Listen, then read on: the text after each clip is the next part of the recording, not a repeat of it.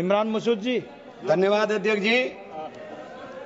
माननीय सभापति महोदय, बाबा साहेब भीमराव अंबेडकर से लिखे हुए इस संविधान में बाबा साहेब भीमराव अंबेडकर ने हमारे संरक्षण का, देश के अंदर रहने वाले प्रत्येक नागरिक के संरक्षण का वादा किया।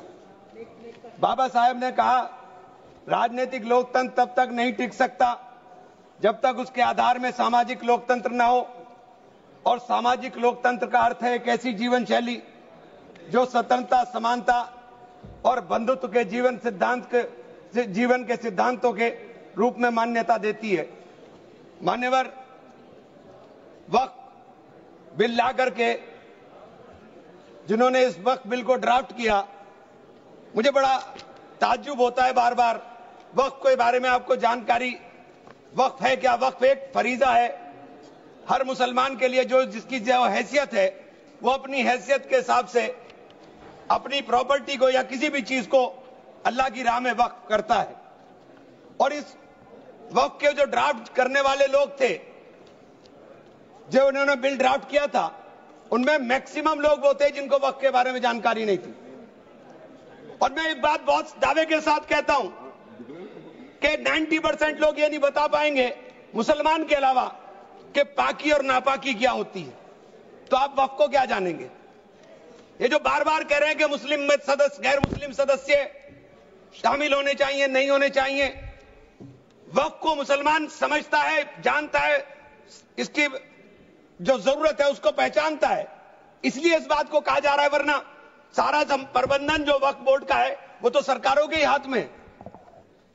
लेकिन इसमें जो सबसे बड़ी बात है कि बार बार ये शोर मच रहा है, जेडीयू भी कहती है, टीडीपी भी कहती है और सहयोगी दल भी कहते हैं कि हमने वक्फ बाय यूजर को खत्म कराने का काम कर दिया। माननीय अध्यक्ष जी, मैं इसकी धारा 3R1 को, जिसके अंदर वक्फ बाय यूजर था, उसको हटा दिया गया। और क्या शामिल किया गया, मैं ये पढ़ करके बता रहा हूं, ये बिल है, इसके अंदर लिखा है, परंतु वक्फ संशोधन अधिनियम 2025 के प्रारंभ पर या उसके पूर्व उपयोगकर्ता द्वारा वक्फ के रूप में रजिस्ट्रीकृत संपत्तियों को उपयोगकर्ता द्वारा विद्यमान वक्फ इसके वक्फ संपत्ति के रूप में बना रहेगा, सिवाय, बस आगे आ गया काम, सिवाय संपत्ति पूर्णतः या भागतः विवादाग्रस्त है या कोई सरकारी संपत्ति है। माने सभापति महोदय, 2005-6 में विभिन्न राज्य के बोर्डों द्वारा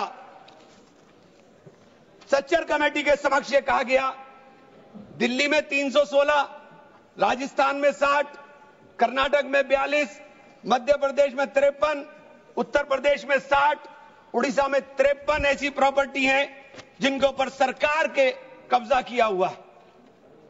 इसके बाद जब ये लागू हो जाएगा तो इसके ऊपर से वक्फ का अधिकार खत्म हो जाएगा। दूसरी चीज मैं कहना चाह रहा था, जब आपने सिवाय संपूर्ण और पूर्णतः लिखा और या भागतः लिखा, तो आपने पूरी तैयारी कर करके लिखा। उत्तर प्रदेश इसका सबसे बड़ा उदाहरण है।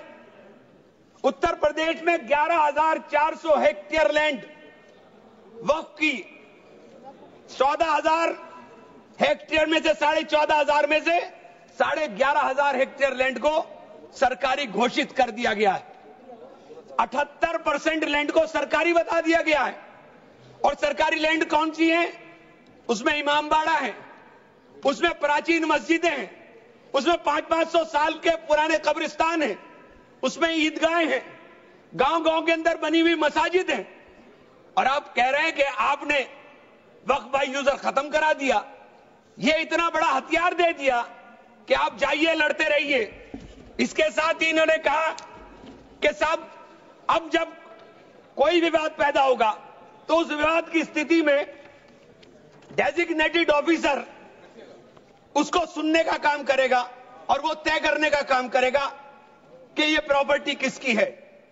लेकिन वो तय कब करेगा, इसकी कोई समय सीमा नहीं। और जब तक वो तय नहीं करेगा, वो प्रॉपर्टी का मालिक सरकार रहने का काम करेगी। तो 11,500 हेक्टेयर लैंड तो उत्तर प्रदेश के अंदर, और कर्नाटक का विवाद सबके सामने है। बड़ा शोर मचा था कर्नाटक में, मैं गया कर्नाटक के अंदर क्या मान्यवर 1,12,000 एकड़ लैंड वक्फ बोर्ड की थी, जिसके अंदर से 71,000 एकड़ लैंड का अलॉटमेंट सरकार ने कर दिया, और 19,000 और 20,000 के बीच में वहां के जो दरगाहों के या मुतवल्ली थे उन्होंने अपने परिवारों में बांट लिया। तो ये जो हंगामा बचा, 1999 में एक आदेश आ गया वक्फ ऑलवेज वक्फ, तो ये पुराना आदेश नल एंड वाइड हो गया। सरकारें भाजपा की भी रही, कांग्रेस की भी रही, दोनों सरकारों ने नोटिस इश्यू किए। मैं उन नोटिस की कॉपी भी लेकर आया था। दोनों सरकारों ने नोटिस इश्यू किए, लेकिन जेपीसी ने हंगामा उतरा तो सब हमारे चेयरमैन साहब भी हवाई जहाज लेकर के गए, लेकिन खोदा पाड़ निकली चुईया, वहां कुछ मिला ही नहीं, वहां कुछ नहीं मिला। इसी तरह से कहना चाहता हूं कि ये जो विवाद वाली स्थिति में आपने डेजिग्नेटेड ऑफिसर का प्रावधान किया, लेकिन उसके सामने ये नहीं लिखा कि ये कब तक तय करेगा। और आप बार बार कहते हैं कि साहब ये जो इसका संरचना होगी, इसकी 22 मेंबर वक्फ काउंसिल में होंगे, उसके अंदर 22 मेंबर में 10 मेंबर मुसलमान होंगे, सही है, 2 महिलाएं होंगी, सही है, लेकिन 12 मेंबर उसके अंदर नॉन मुस्लिम हो जाएंगे। वक्फ बोर्ड के अंदर पूरा का पूरा बहुमत गैर मुस्लिम भाइयों का हो जाएगा। मुझे इससे मतलब नहीं, क्योंकि मैंने अभी कहा कि भाई आप दूसरे जो ट्रस्ट हैं या जो दूसरे धर्म के ट्रस्ट हैं, उनके अंदर क्या आप दूसरे धर्म के लोगों को शामिल करने की अनुमति देंगे? नहीं है।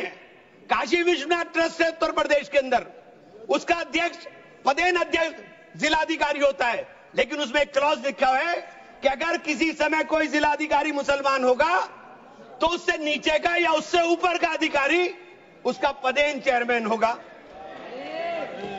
आप मुसलमान के ऊपर यह शर्त लागू करते हैं, आप मुसलमान के ऊपर यह शर्त लागू करते हैं कि इसके ऊपर लिमिटेशन एक्ट, विधेयक के खंड 40A की धारा 107 जो वक्फ संपत्तियों की समय सीमा को अधीन करता था, लिमिटेशन एक्ट लागू करता था, आपने हटा करके 108 और 41 में 108 और 108A को हटा दिया।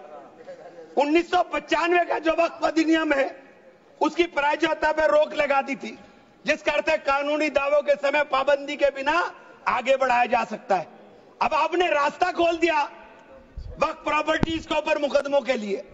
जो वक्फ प्रॉपर्टी पर कब्जा करे हुए लोग हैं, अब वो कब्जा धारक जाकर के एडवर्स पोजेशन का दावा कर सकता है और मालिकाना हक हासिल करने की बात कर सकता है।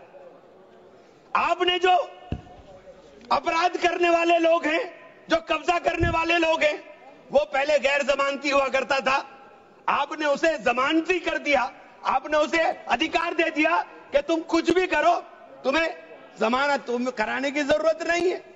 तो आपने तो पूरा का पूरा खुला मैदान उसके सामने खड़ा कर दिया। आपने बार बार कहा कि हम लोग मुसलमानों के हक की बात कर रहे हैं।